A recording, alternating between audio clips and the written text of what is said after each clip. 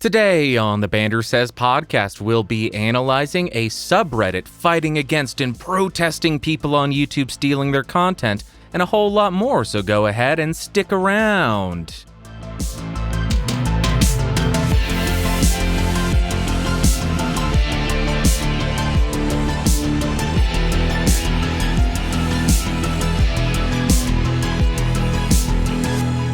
Greetings, Earthlings, and welcome back to episode 205 of the BSP. My name is Bandrew. This is what I says. Like always, in the show notes and episode notes down below, there are timestamps of everything that I talk about, so you can skip around and save a few minutes.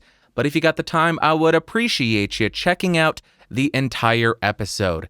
Let's just jump right into this. There is a subreddit titled r/nosleep, which is a subreddit dedicated to people posting horror stories that they write.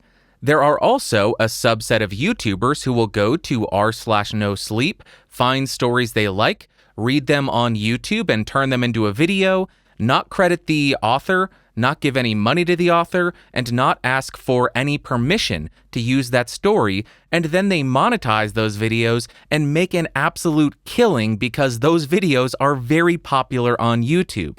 Well, according to The Verge, r/nosleep has set the entire subreddit to private, meaning if you go to reddit.com/r/nosleep, you will not see any posts, you will not see any stories. They just provide a brief explanation and a link to a post discussing this issue that they have with YouTubers stealing their content. And even though I am a YouTuber, I will say good.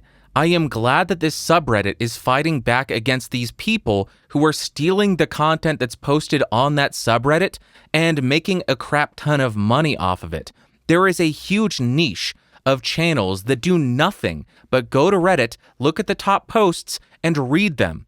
That is not a transformative work. So if these posts are copyrighted, these YouTubers might get into some trouble.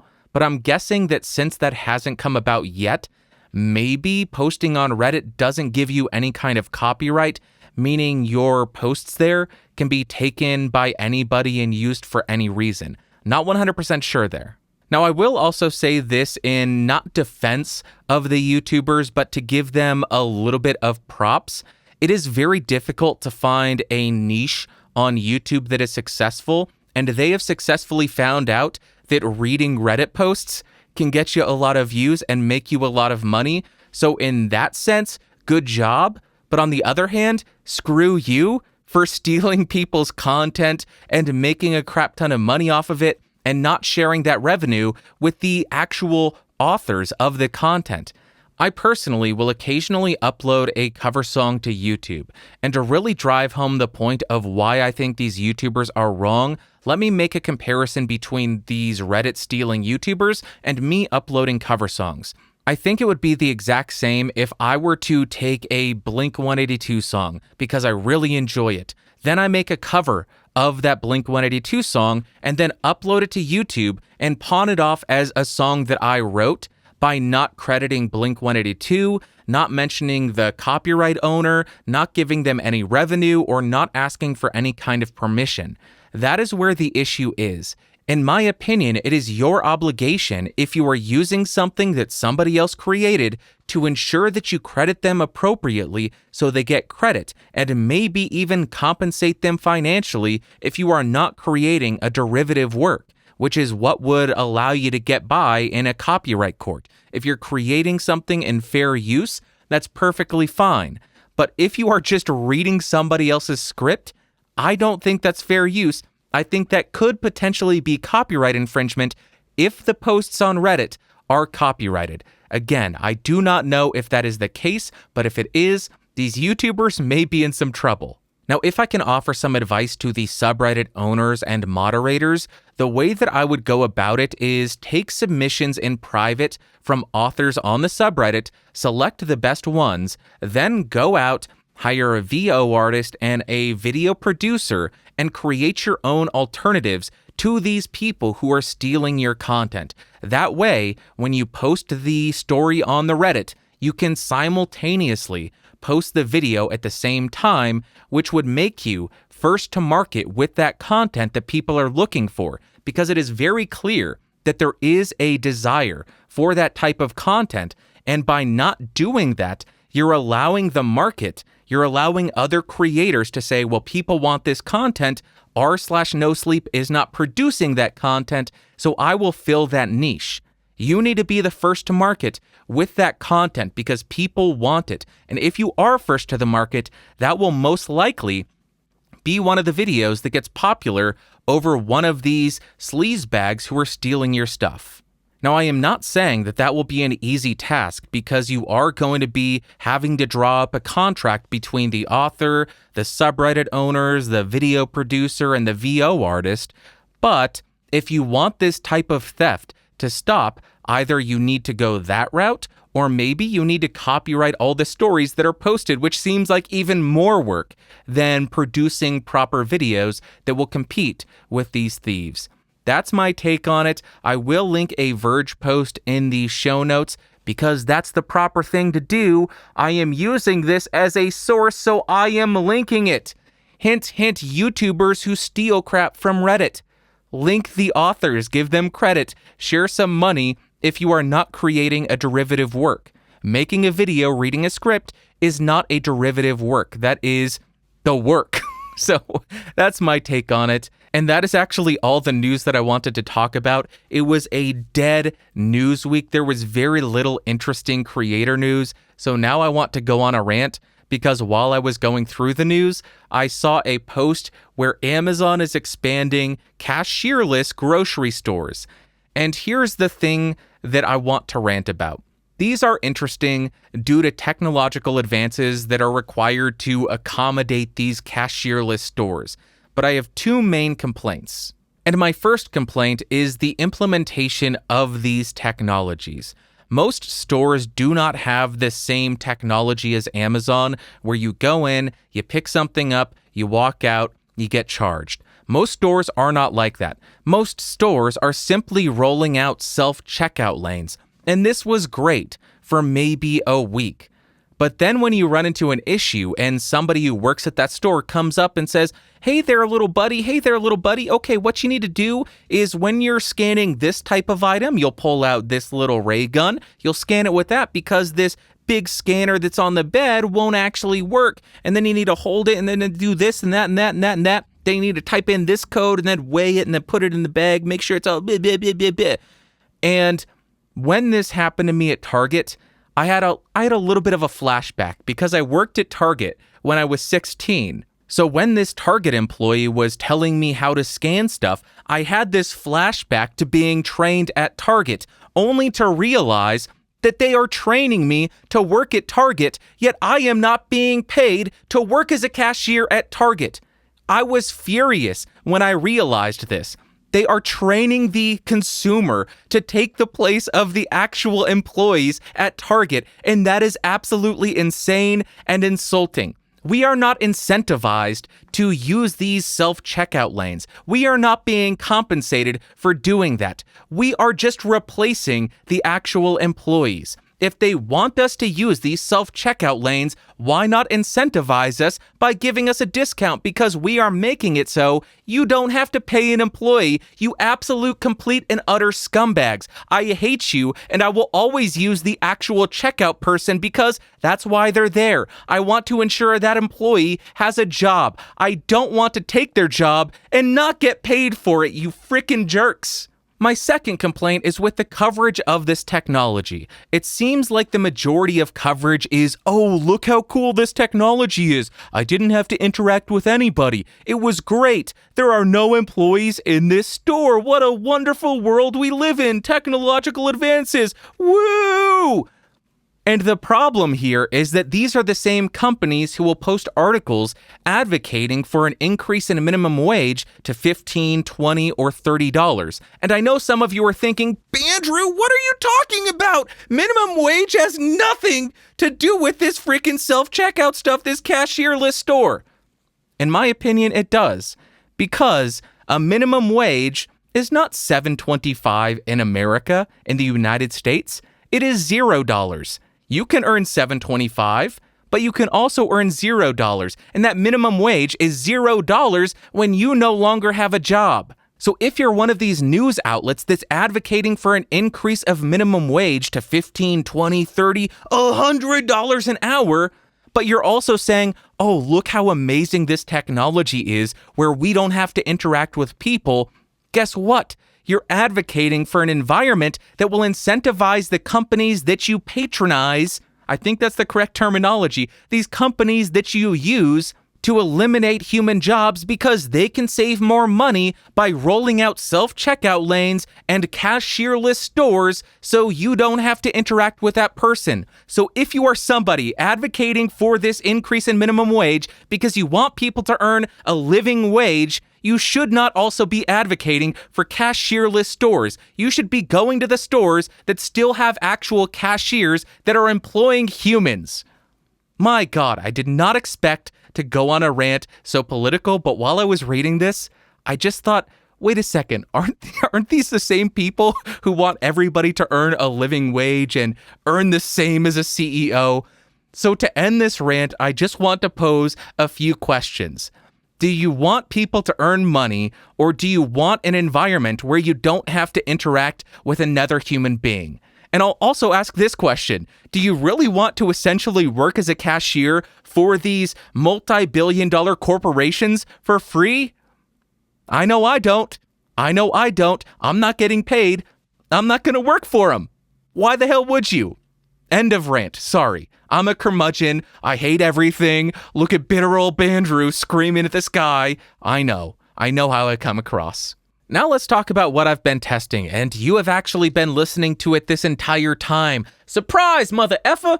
Last week, I did use the Shure SM7, but I wanted to switch already, and I am back on a condenser microphone. The microphone I am using today is the Telefunken TF47. This is not a normal condenser microphone. This is actually a tube condenser microphone, and tube microphones are known for having a robust and warm and full low end. So let me know, do you hear that in this recording? But the reason that I opted for the TF47 over any of the other tube condenser microphones by Telefunken is because this microphone rolls off a lot of the air frequencies and it smooths out a lot of that upper end. A lot of tube condenser microphones that I have heard simply sound a bit crunchy or sizzly, and I don't like that.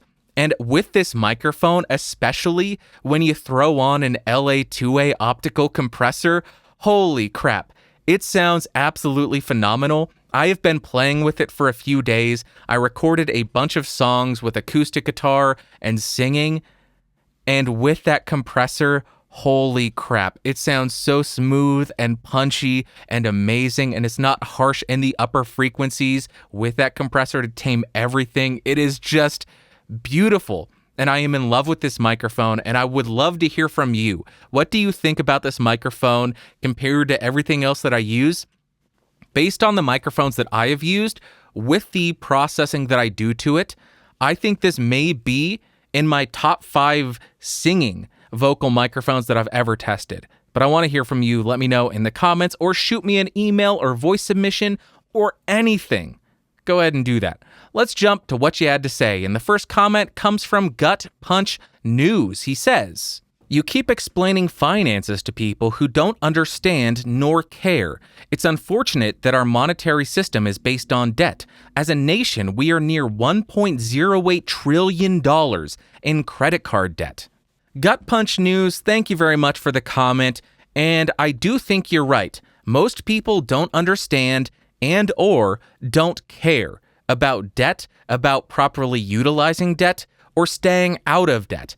One of these things is very easily solvable, not understanding it. If somebody doesn't understand how to utilize debt properly or how to avoid falling trapped to these predatory lending practices, how do you resolve that issue? By education. That's what I am hoping to do by sharing this information. Make it so people who don't understand might eventually understand. So although I do agree most people don't understand it, I don't think that's a valid criticism or reason not to talk about it. Then, as far as people not caring, again, I do agree that most people don't seem to care about being in crippling amounts of debt. Although I would argue once somebody's in that situation, they really do start to care and maybe dream about the day that they aren't having to pay $600 a month to pay off something they bought 6 years ago.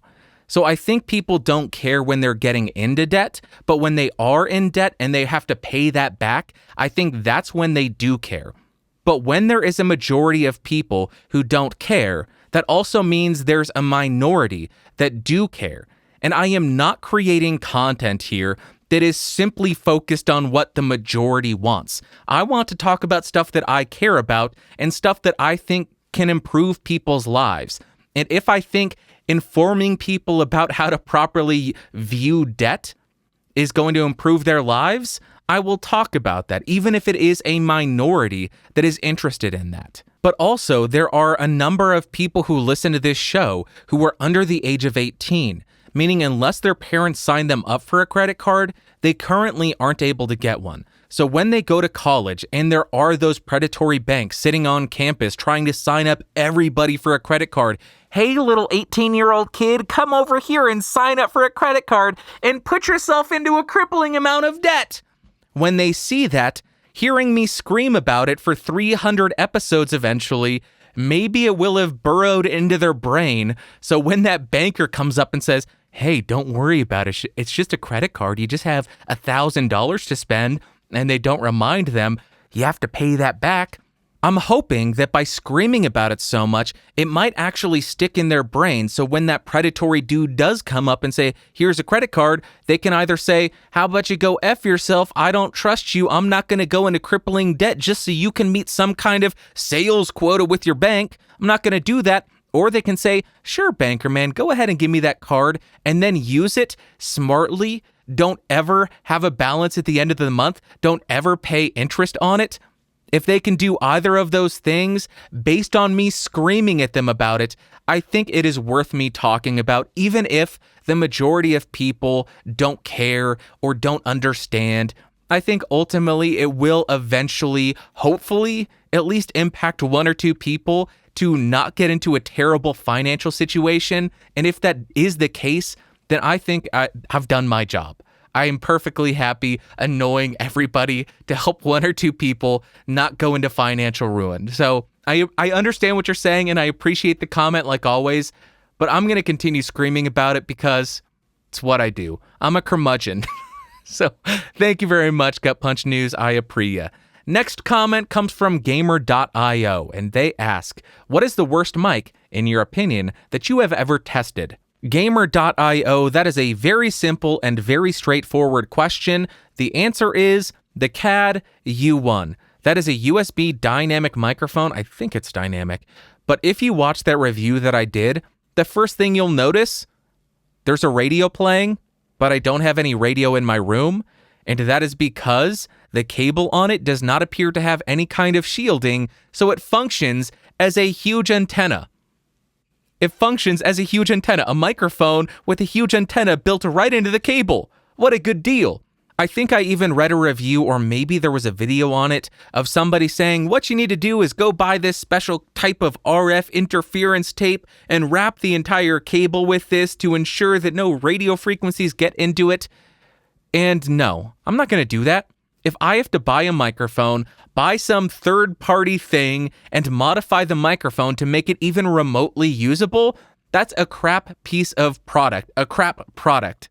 I'm just never going to recommend a device that requires modification to that specific device to actually make it usable and not pick up something that would completely and utterly ruin a recording. So my answer is the CAD U1. Curse you, CAD U1. But if you go to the Podcastage Discord server, you might recognize that mic in the banner.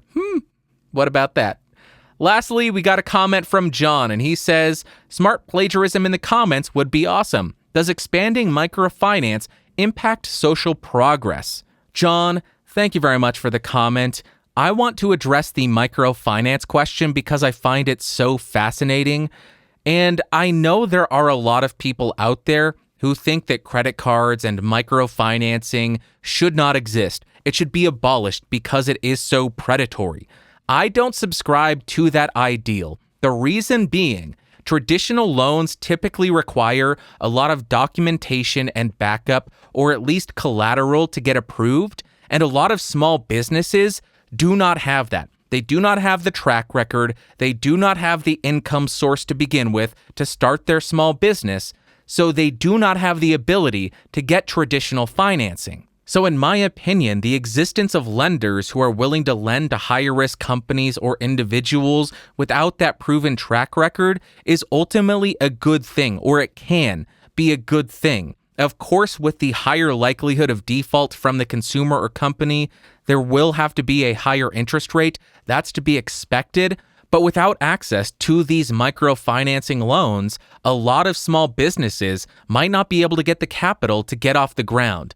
Now, with that being said, I don't think that anyone and everyone who wants to start a YouTube channel or a Twitch channel or a small business should go out and get one of these microfinancing loans or small business loans because they are insanely expensive. I think if you have the ability to, it would be much smarter to save up money over time to have that initial influx of capital that's needed to get your business off of the ground. That's the smart way to go. But even though these financial tools are dangerous and it does lead to a lot of people being in a terrible financial situation, I think that the positives of them, the positives of the access to capital for small businesses without that huge backlog of documentation and track record is a good thing, and it outweighs the negatives. So to circle back completely and answer your question, John, as far as microfinancing impacting social progress, I do think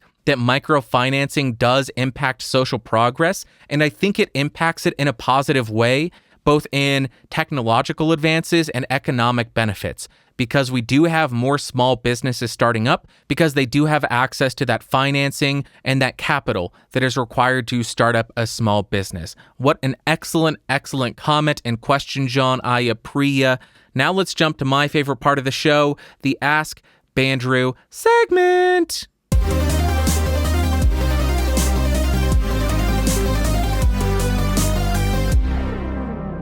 Alrighty, welcome to the Ask Bandrew segment. If you have any questions, you can head over to askbandrew.com. That has instructions on how to send in an email, send in a video, or send in a voice submission. I prefer voice submissions and video submissions because then I don't have to read. So head over to askbandrew.com. You can send in your questions and get them answered on a future episode of the show. We have 3 voice submissions today.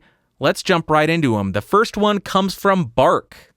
Hey, Bandrew, this is Bark. First off, want to say thank you for interacting with me over the past year. It means a lot. I love the channel, love the podcast, love everything you do, so keep doing it. My question for you, of all the handheld dynamic microphones that you have used over the years, which one would be your go-to for podcasting if handheld dynamics were the only option in your arsenal? Thanks again, Bandrew. Appreciate you. I'm not going to say apria because that's your thing, not mine. Thanks again, man. Enjoy the show. Keep doing it. Bark, thank you so much for that voice submission. What a wonderful, wonderful question. And I may be cheating here, but I am assuming something like the Shure SM57 is a handheld dynamic microphone. Yes, it is technically an instrument dynamic microphone, but because of that, I am going to say my favorite handheld dynamic microphone is also an instrument dynamic microphone, and I have it in my hand right now. This is the Beyerdynamic M201TG. It is an instrument condenser microphone that I believe is used for voiceover in some BBC studios. It looks like a small diaphragm condenser, but it is not. And this thing sounds insanely smooth, a bit mid-forward, but good golly gee willikers, does it sound wonderful. The added benefit, the big Shure windscreen that people use on the 57 fits flawlessly onto this thing. So with that windscreen, and then if you get a shotgun microphone shock mount, I'm using the AT8410A. This is an incredible setup. So my favorite handheld dynamic microphone for voiceover or spoken word is the Beyerdynamic M201TG with the A81WS and the AT8410A shock mount. Absolutely killer. Great question. I appreciate you, Bark. Keep up the great work, and I hope you have more fun mixing and matching your Frankenstein microphones. He does some really interesting stuff, and he sent me a few samples where he pieced together different microphones to make a Frankenstein's monster. Awesome job, Bark. Appreciate you. Next, we got a voice submission from Matthias. Take it away, Matt. I don't know what I'm calling you anymore. Hello there, Bandrew. So, we all know you like conspiracies. My question is, which is your favorite? And if you feel like a shadowy group might track you down for saying, why not tell us why you like them so much? Ooh, boy, Matt. What a great question. But you know what we have to do. We have to go to the conspiracy corner because we're talking about conspiracies. Great question.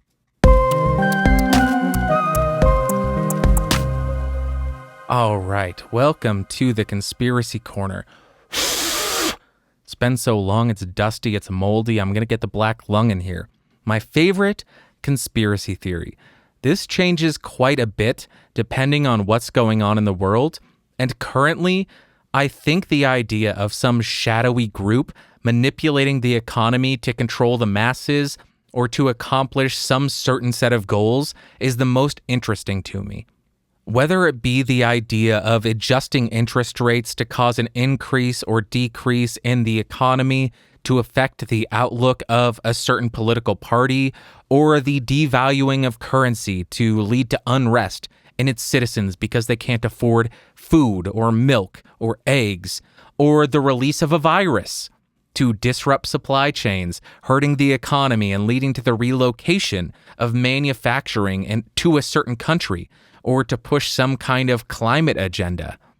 Now, to be clear, I think all of these are most likely completely nonsense, but currently that is the most interesting conspiracy theory that I am enjoying.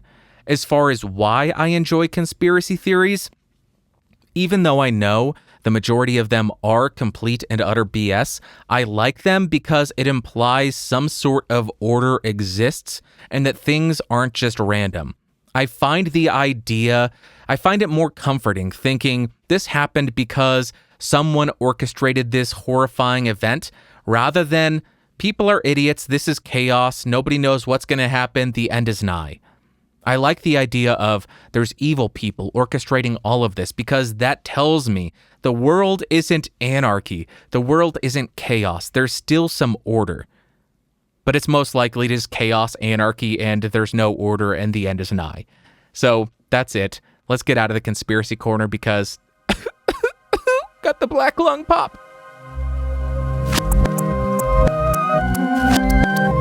Thank you very much for that amazing question, Matthias. I appreciate you. Let's jump to the last voice submission, which is from Beige Boy. Hello, Bandrew, my beanie-wearing friend. How are you doing today? I'm great, thanks for asking. Anyway, I just wanted to ask you this one question. What is your most favorite computer game? And it cannot be Dead Space. That's right. My game, just because you might have asked, is X-Files, the PC game that you play Agent Wilmore, I think it is. Wilmore. It could be Wilmore. I can't remember. Pretty sure it's Wilmore. Anyway, you play as Agent Wilmore, FBI, and you have to go and find Mulder and Scully because they've disappeared.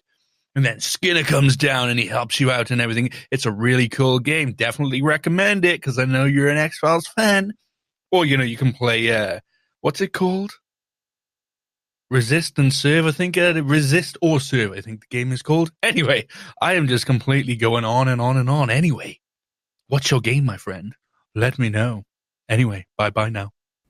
Excuse me, Beige Boy? What? There's an X-Files computer game? And I was unaware of this? This is a problem. this is a serious problem and I need to rectify this as soon as possible, and then maybe that X-Files computer game will become my favorite. But as it stands right now, I have two contenders for my favorite computer game. The first one being Thimbleweed Park. In Thimbleweed Park, you play as two FBI agents, or maybe it's one, and you are trying to solve a murder mystery in a town. And it is a point-and-click adventure game very similar to Monkey Island, which is another one of my favorite all-time video games. And the reason it is so much like Monkey Island is because it's made by the same people who made Monkey Island. Absolutely amazing video game if you like point-and-click adventures and you want to play as an FBI agent in a small town. So much fun. I streamed that, and it was a blast having people scream at me in the comments in the chat, "You're an idiot, it's in the answers right there, you dope." So that is one of my favorite. But the most addicting computer game I ever played that I really, really loved was probably Diablo 3. And I was obsessed with this game for maybe a year and a half, and I would play it nonstop every free moment I had. And then it all culminated on a night where I stayed up until 7 a.m. playing Diablo 3, and then I had to go to work in 30 minutes. And at that point, I said, okay, this is a serious problem. I am stopping playing this video game because it is negatively impacting my life very seriously, and I can't even function at work now. So Diablo 3 or Thimbleweed Park, based on the positive impact on my life, I would probably lean towards Thimbleweed Park because it's not as conducive to that addictive behavior. It doesn't allow you to just grind and grind and grind and get new gear and do X, Y, and Z. It's just, here's the storyline. It's fun. There are a few Easter eggs and some few things you can do to make it different through different run-throughs. But as a whole, it doesn't have that same consistent, never-ending open world feel like Diablo 3 does, which is why I'm going to lean towards Thimbleweed Park. Highly recommend it if you have not played it. Amazing, amazing game. And that is actually it for this week's podcast. I know it was probably shorter than usual, but hey, there was no news. I am not going to ramble for the sake of rambling. I want to keep this as valuable and to the point as possible. On that note, I am trying something a little bit differently where I move a lot of the plugs and announcements to the end of the show because on YouTube, I want the video to get directly into the content. I'm even considering removing the theme song at the beginning and just going right in, and then maybe for the audio, putting that theme song back in. But for video on YouTube, I think it is extremely detrimental to have a minute and a half before I actually get into the information. So I'm playing around with that, and now I will put all of those plugs. So if you want a different version of this show, audio or video, you can go to bandrewsays.com and find that there. This is also a proud member of the Geeks Rising Podcast Network, which is a network of other amazing education and awareness podcasts that is just so much fun to be a part of. Amazing shows. You can find out more about all the other shows at geeksrising.com. And until next week, I hope you have a wonderful Sunday, Monday, Tuesday, Wednesday, Thursday, Friday, Saturday, and on Sunday. I will see you then. Thank you so much for being here. I love you so gosh darn much. You are a beautiful, amazing human being, and I appreciate you. Talk to you next time. Bye.